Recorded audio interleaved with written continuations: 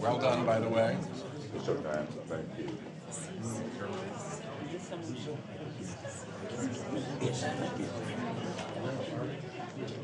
This may be Dems. Dems.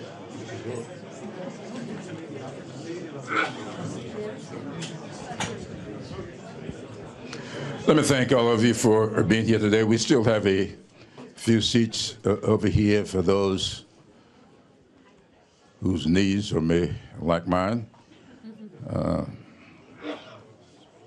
I hope all the members who are here got a chance to record your names so that we may have proper follow-up if we need to.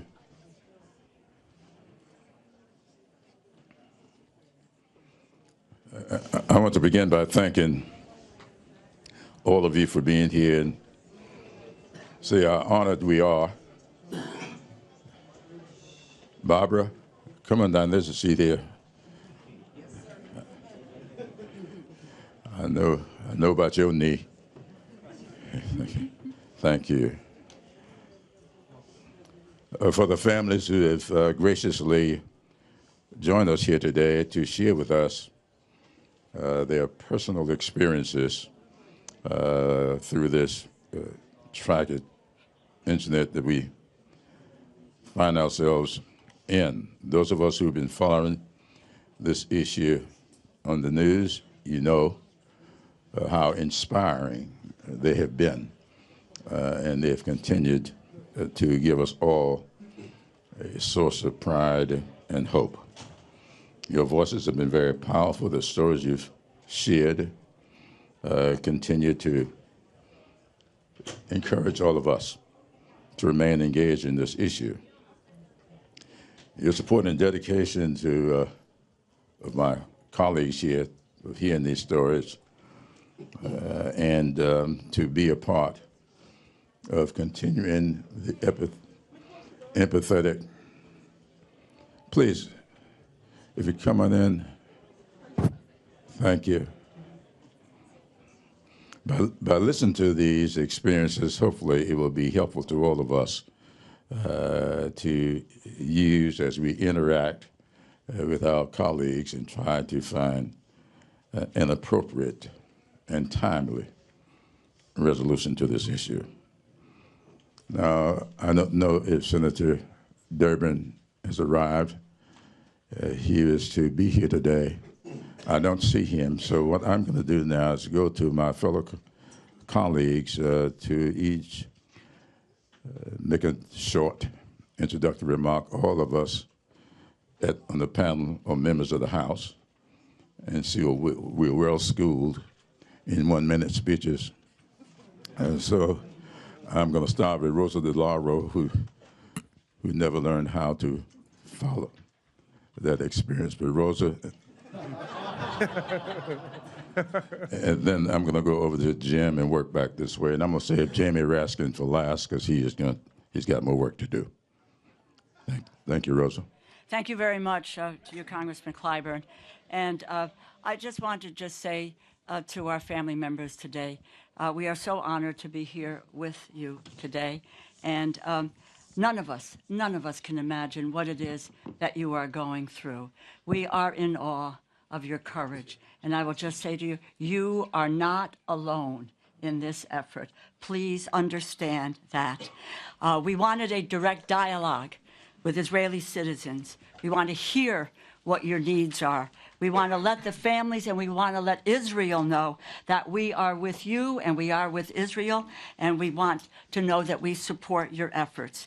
For me, I support an immediate ceasefire that enables the release of all hostages by Hamas, that we have dramatic increases in humanitarian aid to Gaza, that we end settler violence, and that a serious path towards a two-state solution we have to have. It is my hope that the Prime Minister will listen to you, will listen to the families, and to the countless Americans who love and who support Israel and want to see a negotiated end to the fighting that makes an enduring peace possible. Thank you. God bless you. Thank you very, very much. You're doing much better. Jim? Thank you. I want to associate myself with what Rosa DeLauro just said, but to our guests, thank you for being here. We are here to express our solidarity, our support, our love, our prayers. I know how difficult this is, but it is really important that you are here. And to all my colleagues, I am so grateful that so many are here today. Someone said it takes a village. I think it takes a bigger room. But in any event, I look forward to hearing you. Thank you. I yield back. Thank you. Thank you, Mr. Clyburn. Thank you so much for spearheading and leading my colleagues for hosting and to the family members. So moved by your courage and being here, and I associate myself with Rosa DeLauro's comments. And I'm not going to say any more because I want to hear from you. Thank you so much. I'm now going to yield to Jamie Raskin, but in yielding to Jamie, I do so for two reasons. I grew up in the parsonage, as many of you know. My father was a fundamentalist minister, was my pastor for more than 40 years, or the pastor of the church I grew up in. He preached as often from the Old Testament as he did from the New. And I really grew up in a church that had strong feelings about the history and the experiences of the Jewish people. And I still hold on to that very wholeheartedly. One of the things I never learned, though, is how to pronounce a lot of the names that I found in the Old Testament. And because I never could do it very well, I'm now going to yield to Jamie Raskin to make whatever comments he wants to make and to introduce our family members who are here today in their native names. Well, the pressure is on at this point. And you only have a minute. I know. Well, first of all, I want to thank all of our colleagues. I want to thank Jim Clyburn, who first suggested this to us on the floor, and it was a brilliant idea. And I want to thank, I think we have over 100 colleagues from the House side and the Senate side who've come together to meet with the hostage families. They are Israelis who've come here not to interfere in American presidential politics or to go visit Mar-a-Lago or anything like that. They are here to get the hostages home, and that's why we're all here.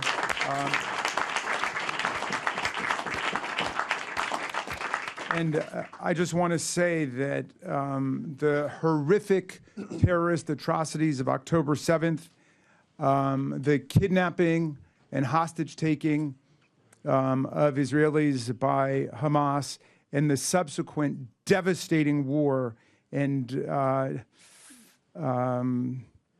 demoralization of the civilian population of Gaza have been a colossal human tragedy and a catastrophe for the whole world. And these hostage families have been the radiant light for humanity, demanding that we pay attention to the people who are being hurt and killed, and wounded, displaced in this nightmare. So I want to thank Maya Roman and Efrat Machika and Zahiro Shahar Moore for coming to represent dozens of hostage families who have been living this trauma and ordeal for getting close to a year now. And they will tell you what they've been working on. But I just want to say they've been a source of great inspiration, courage, and hope to people seeking a ceasefire and peace and an end to the brutal cycles of terror and war all over the world. So thank you, and please welcome Maya, Efrat, and Zahira.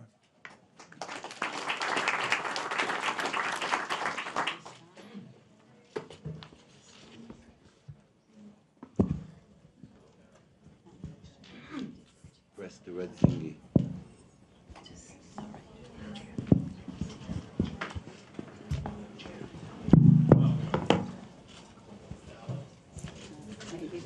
You may use Pull this it if back. you like. Pull it back. And there's a handheld mic. Thank you. We did the check. Thank you so much.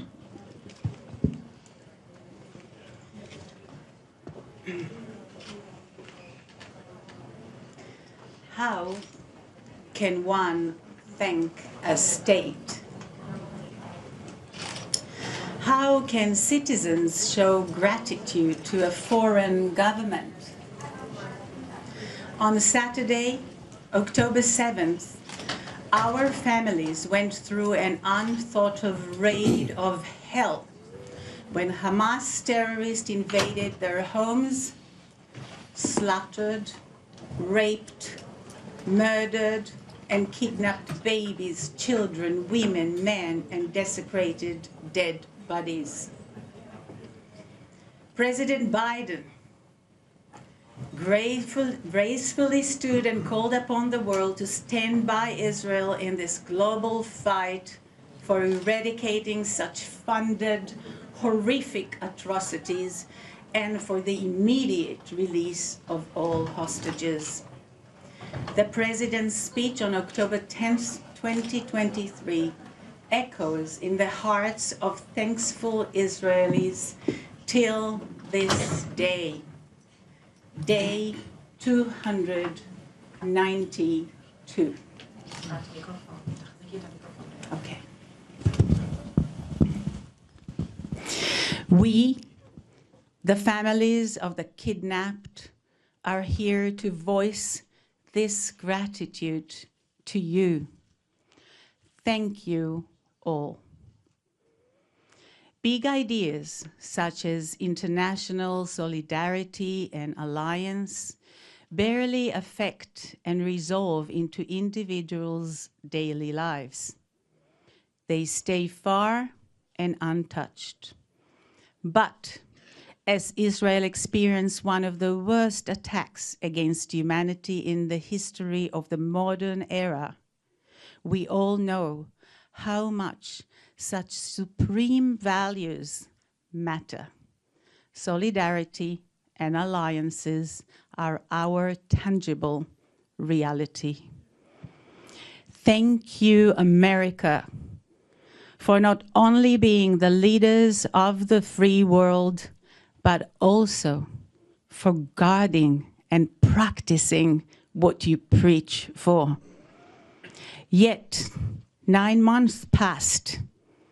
Instead of giving birth to life, we continue to witness death, and our beloved ones are still held kidnapped and being tortured in Gaza. 1 of 4 people in my family's Neo Oz community has been either slaughtered, burnt alive, or kidnapped. 1 of 4. That equals to at least 1 member of an American average family. 1 of 4. As time passes by and as the world fails into pressing Hamas to return all the kidnapped home, more lives are fading.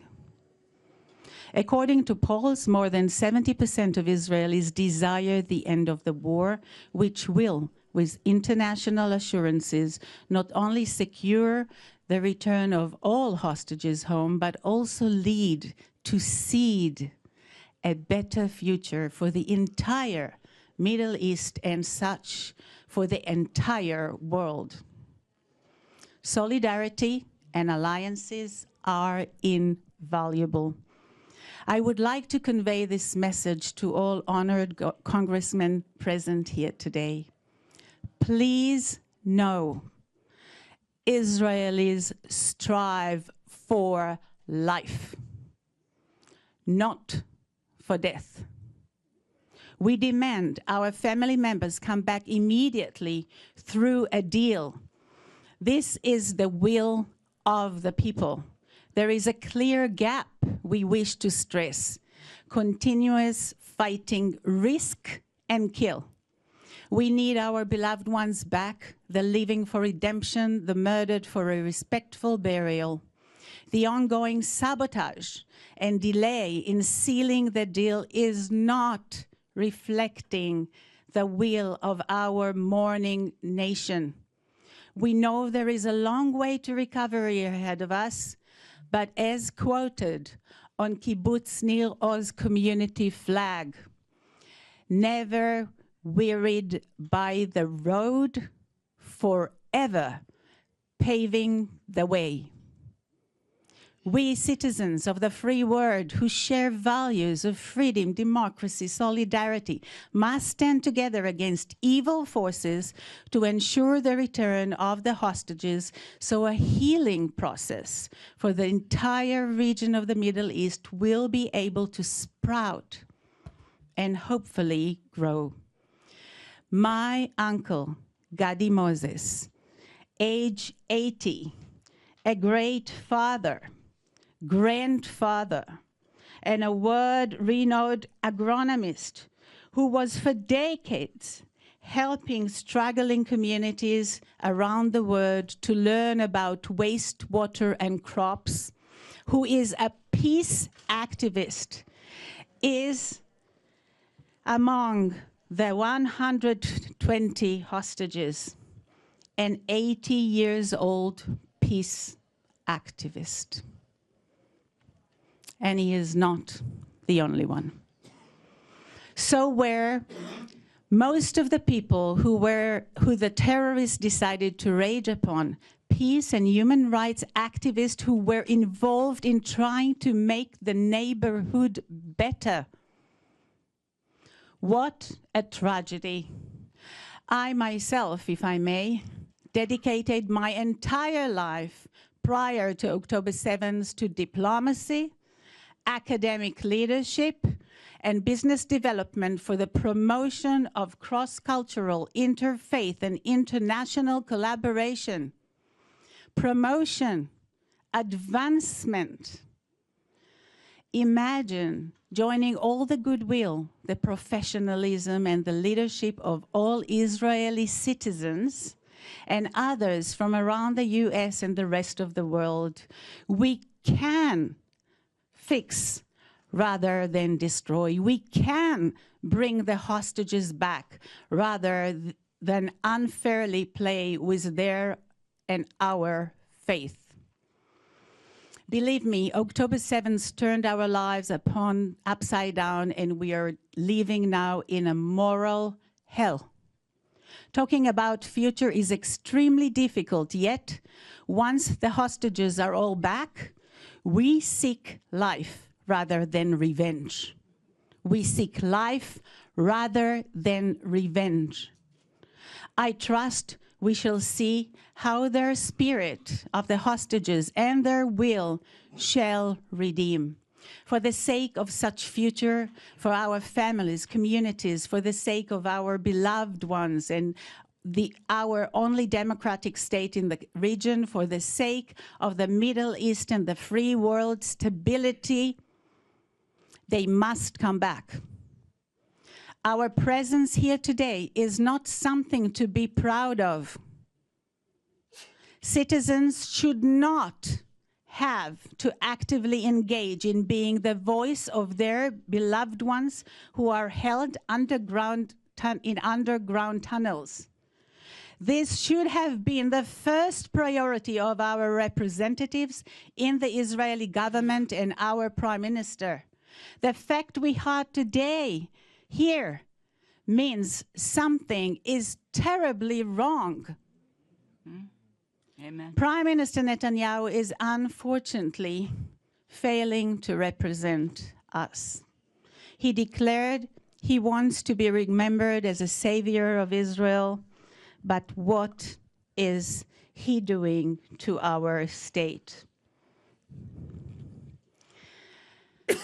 His dark legacy of the abandonment of October 7th hostages, sadly, will become our history.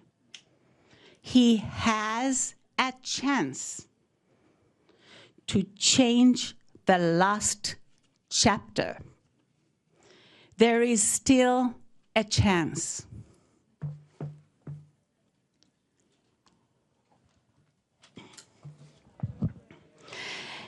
As much as we hear from As much as we hear from respected high officials representing security forces, analysts, politicians, and professional representatives of other leading fields, we are sadly learning that our own Prime Minister's limited public appearances are orchestrated not according to reality. This is terrifying. The issue of releasing the hostages should not be a political one. It is beyond politics. This is a humanitarian crisis. The right thing to do is not questionable. It is an obvious matter of actions. We are at the point of the most critical moment in reaching a deal, not only a deal for the lives of our beloved ones, but for the global alliance of the free world nations, for the sake of a stable international security and economy to all. The responsibility at stake is enormous. We need courageous leadership. We need strategic leadership. We need honest leadership.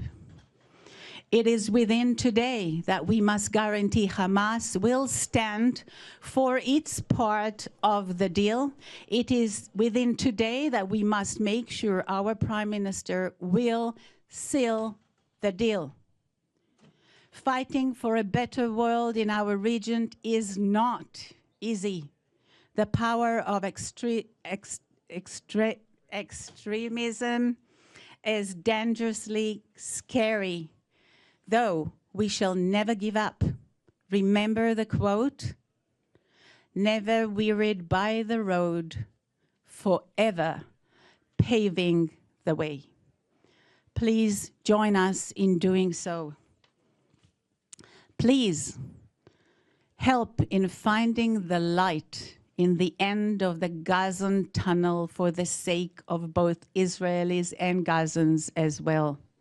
In a place there is no hope, it is our mission to be that hope. We shall be that hope.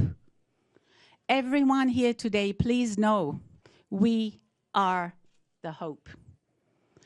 Please, please, please continue to be vocal of your support to Israel and the people of Israel. We are the people of Israel. Gadi, we're waiting for you. Please hold on. We are courageous. We are strategic. We are honest. We are the leaders of sanity and hope. Life shall overcome hell. Thank you.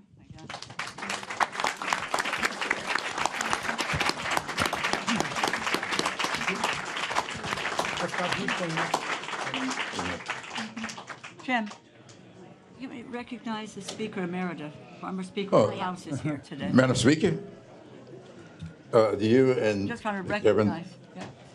do you wish to say something before the next? Well, I Miss- hadn't planned to, but I did bring what I carry with me all the time about Israel. First, may I say thank you. Thank you for your courage, your determination, your hope that you have given us. It's such a beautiful statement. I wish the whole world could hear. And we want Gada to come back, Gabe to come back. I carry this around, and I just say this way. I have no other country, written and translated by Ehud Manor.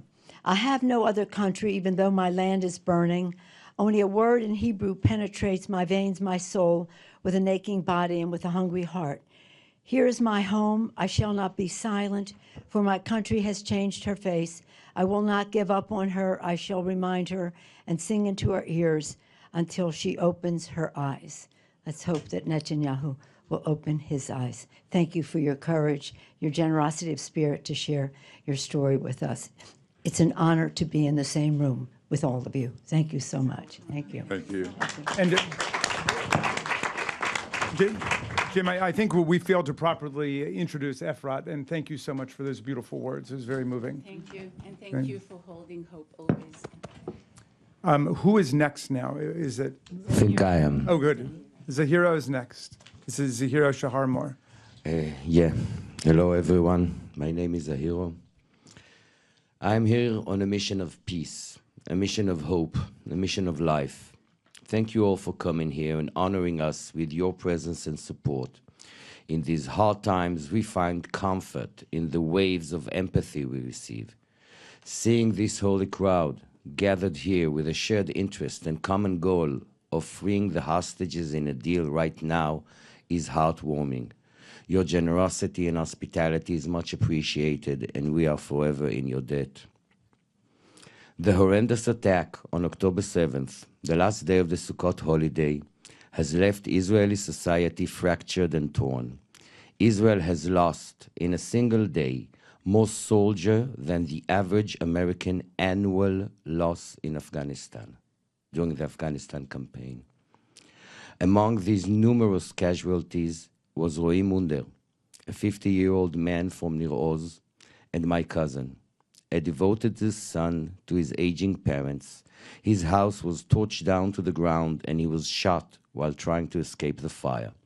His last words posted on social media were, "This is our Sukkot disgrace." Unfortunately, his sister Keren, together with her son Ohad, was spending the night at my uncle and auntie's house in Nir Oz, a few hundred yards from Roi's house. My uncle Abraham Munder, then aged 78, was doing his best to keep the terrorists out of their safe room.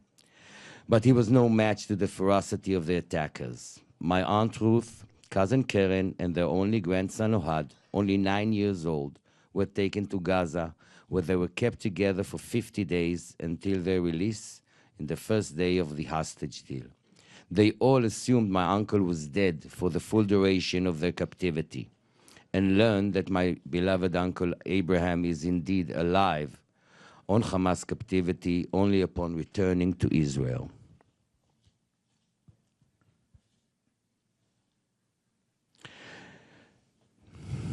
During the 6 days of the deal, under a ceasefire, more than 100 hostages returned to the arms of their loved ones.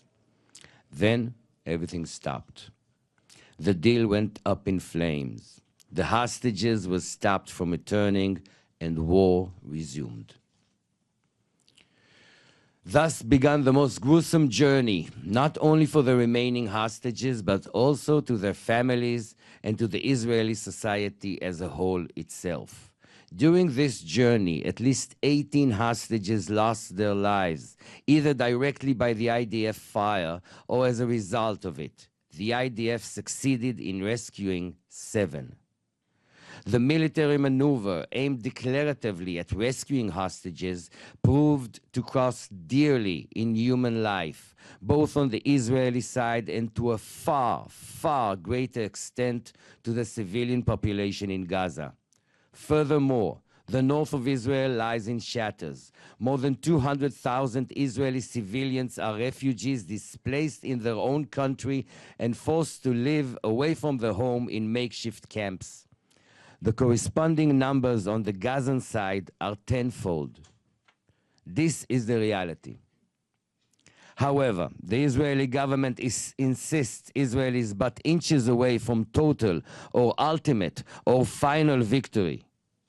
Under this pretense and utilizing the surfacing hatred fueled by the horrendous October 7th attack, the fascist-backed Netanyahu administration is doing its best, leaving no stone unturned, not to rescue the hostages, but to redeem the administration's justified failed image, to shift the blame and dodge all responsibility.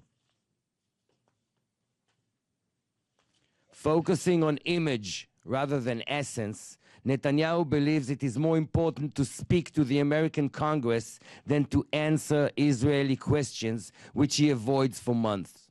Rather than confronting the shocked and devastated citizens and press, he orchestrated a standing ovation speech thousands of miles away from where his responsibility actually lies, taking the entire House of Representatives as hostage to his twisted plan of public imagery. The essence? My uncle is being abandoned in Gaza for 292 days straight. No sign of life for months.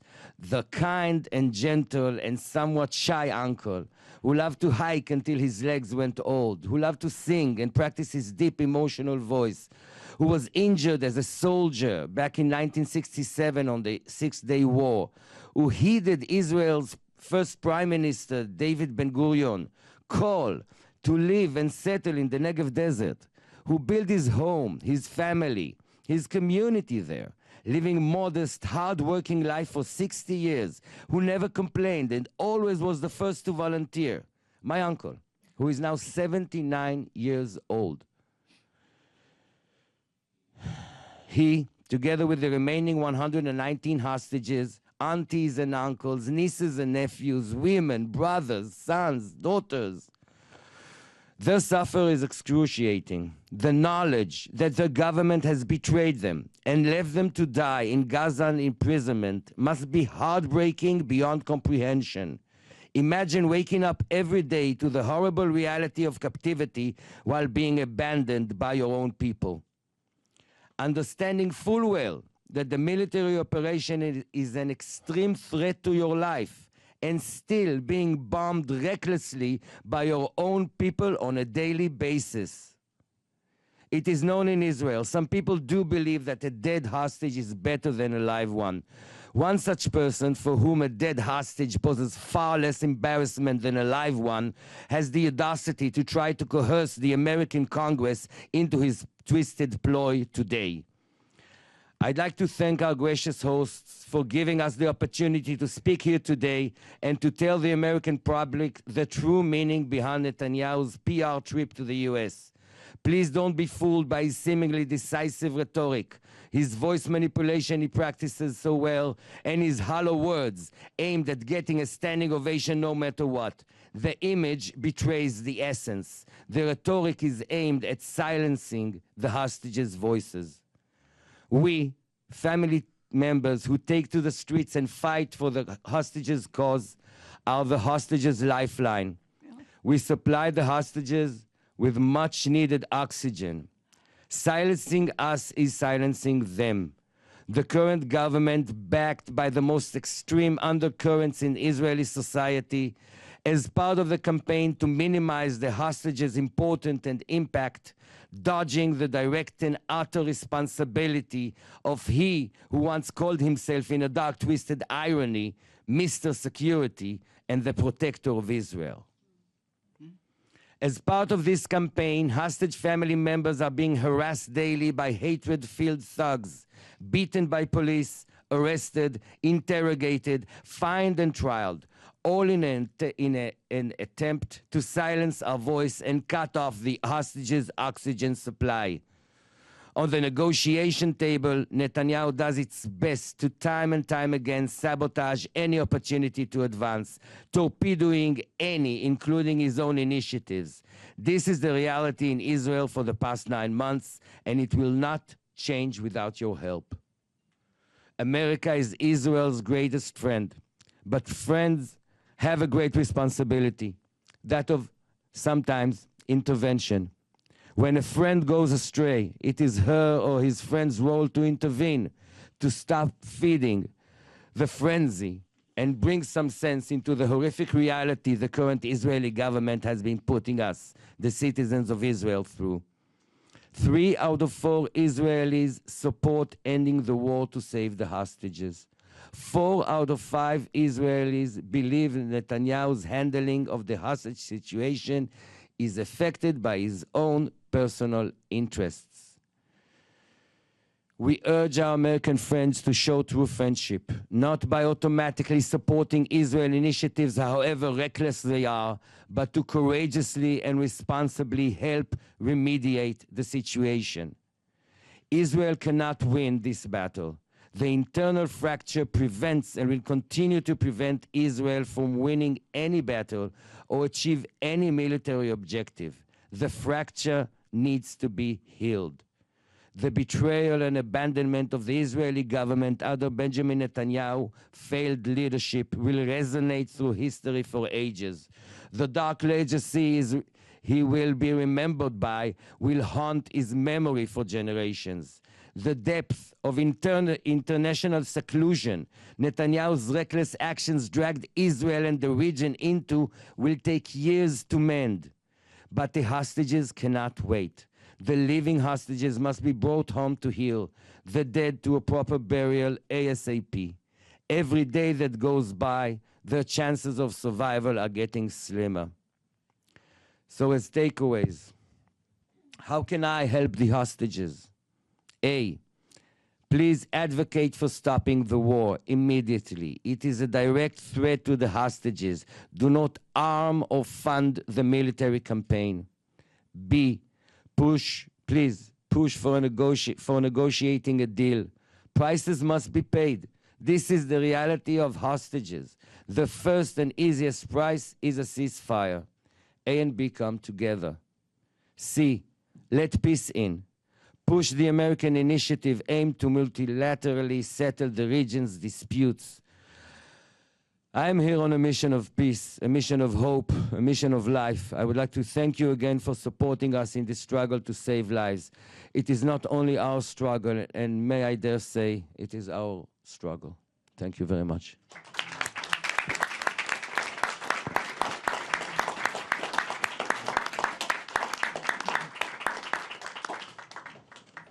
Thank you, Zahiro, for those beautiful words. And you have a voice that will never be silenced. That is evident to us all.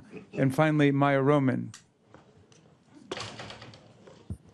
Thank you. Thank you all for being here today. I have it written down that I'm very excited to be here, but I'm really very excited to be here and very moved to see a lot of people that we've met over the last few months. I want to thank the representatives for having us here. Senator Markey, who's been amazing and helping us in his advice and behind the scene, and Congresswoman Presley, who was one of the people most concerned with the trauma, not just of what happened to us, but of sharing it, and that really stayed with me. Despite speaking about what has happened so many times, doing it in this setting is very different, especially next to people such as Efrat and Zahiro, who we've been fighting together for a really long time now. When I came to write down what I wanted to say today, I got distracted. The political situation has become so complex and convoluted, it's very hard to remain focused. And I remember something that one of my feminist colleagues would always remind me of, that you have to remain grounded in your political work. You have to remember, you have to always go back to the question of why am I here? I am here for my cousin, Yarden Roman. On October 7th, Yarden was staying at her in-laws' house in Kibbutz Be'eri, along with her husband, Alon, and their 3-year-old daughter, Geffen. They all came to celebrate the holiday on October 6th, and they stayed the night along with Alon's sister, Carmel. The following morning, as the entire country woke up to missile alarms, we all started plaguing Yarden's phone with texts and calls, and around 10:30 a.m., she stopped responding. We later learned that at that time, several armed gunmen entered Alon's parents' home. Alon's father was able to hide in the bathroom. He was shot at through the door, but miraculously was unharmed. Through the small bathroom window, he was able to peek and see his entire family being taken away. First his wife, Hineret, then his daughter Carmel, and lastly Alon, Yarden, and Geffen. Kineret was murdered not far from her home. We learned this through a video posted on social media. This is how her sons learned of her death. Carmel, her daughter, saw her body as she was being taken to Gaza. Alon, Yarden, and Geffen were taken separately and driven towards the Gaza border. Not far from the border, Alon and Yarden seized the opportunity and decided to run. They jumped out both sides of the moving vehicle and started running, Yarden carrying Geffen in her arms. The terrorists quickly noticed them and started shooting at them. At this point, Yarden made what she calls the easiest decision of her life and gave her daughter over to her husband so he could run faster and get her to safety. She stayed behind and was captured again, while Alon ran and hid in a ditch. He placed Geffen down and placed himself on top of her, covered himself with leaves, and he stayed that way for 8 hours until it was dark. He was able to make his way back to the kibbutz to call us and tell us that he is okay and Geffen is okay, but they don't know what happened to Yarden. Ever since then, my family and I have been advocating all over the world. We realized that the only way to get the hostages back was through a deal. This requires both sides to come to the table, which means pressuring both our government and Prime Minister Netanyahu and Hamas. The hostage families have been doing all we can, protesting against our government back home, asking foreign governments to help us pressure Hamas, trying to keep the issue alive on the news despite all the noise going around. After 54 days in captivity, Yarden was released during the first humanitarian deal. I remember when we learned she was getting released, it was about 2 a.m. We woke Geffen up in the middle of the night to tell her we found mommy and we were going to see her. During the time that Yarden was held hostage, Geffen became slightly obsessed with the TV show Paw Patrol. It's a show about a group of dogs who rescue people. Yarden's brother mentioned this during one of his speeches at Hostage Square in Tel Aviv. And so Geffen quickly received a mountain of Paw Patrol merchandise, including the cutest costume of Chase, the lead dog, which she, of course, insisted to wear to the hospital so she could show her mom now that her mom was back. At the hospital, I stayed behind while Yarden was reunited with Geffen and Alon. And then as I was waiting in the corridor, all of a sudden I see Geffen barreling down at me, screaming, you have to come see, we found mom. The image of her smiling in her Chase costume running down the hospital is one of my most prized memories and would never leave me. And it's what gives me the hope I need to keep advocating, despite the fact that since then, it has been over 5 months. And Yarden's sister-in-law, Geffen's aunt, Carmel, is still not with us. Carmel was also supposed to be released during that first humanitarian deal. It was for all the women and children, and we were sure she was going to be home with us the following day. However, the deal blew up the day after Yarden came back, and Carmel was left behind. When we learned the news, that was the first time I saw Yarden cry. We know that Carmel is alive. We heard from hostages who were held with her, 2 teenagers, that she helped them deal with the hardship of captivity, that she practiced yoga and meditation with them. We also know that since their release, she has been left alone. For over 5 months, we have no idea what her condition is, where she is held, or how she is doing. What do we do now, nearing the 300-day mark? Back home, we are protesting against Netanyahu, trying to get him to stop delaying and seal the deal. A deal that brings the hostages home, ensures Israel's security, leads to a day after in Gaza without Hamas, and establishes a direction that can help us all end this conflict. All relevant military and security personnel in Israel have already publicly stated that this current deal presented by President Biden is the best way forward. I know a deal is the best way forward because that is how I got my cousin back, and that is how Geffen got her mom. So many hostage families came here to DC to make sure that everyone remembers what we are here for, to save lives. The hostage family forum back home urged Netanyahu not to come here and give this speech now, at a time when a deal is so close.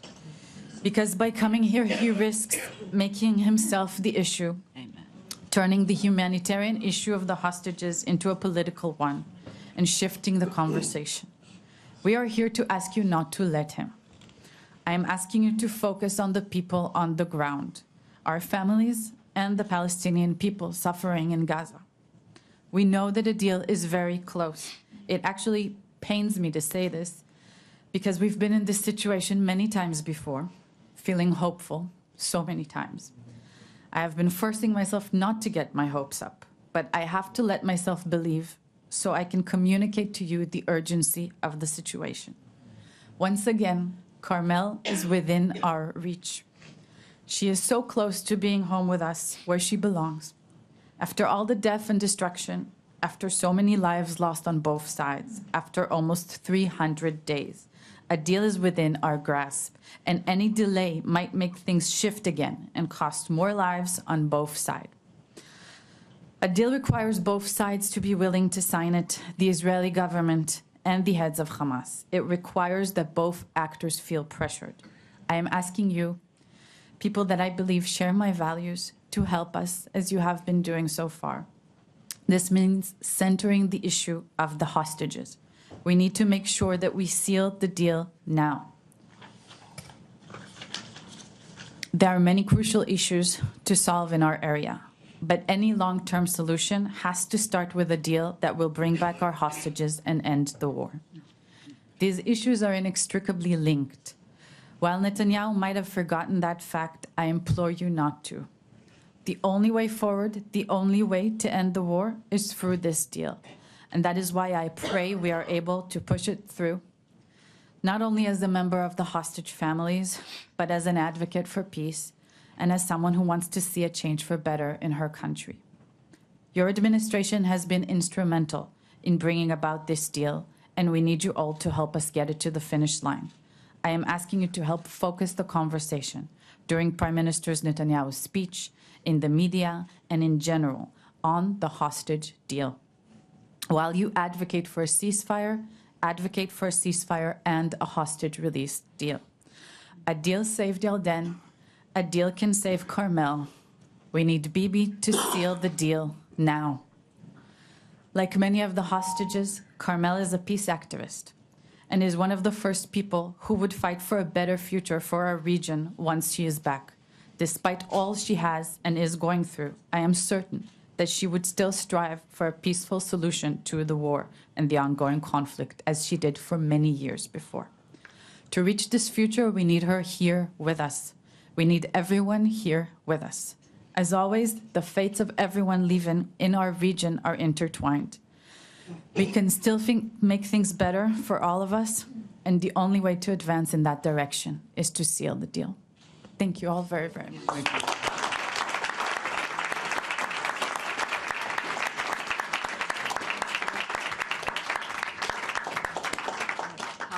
Powerful statements. We're doing a moment of silence? Moment of silence? Just a moment, please. Before we depart, I would thank all of you so much for being here and sharing your stories with us. I would ask all of us to just pause just a moment of silence in each of us in our own way. Just express a little prayer for all of the hostages and the leadership of the great countries involved, so that we can together find a successful resolution to this issue. Just a moment of silence, please.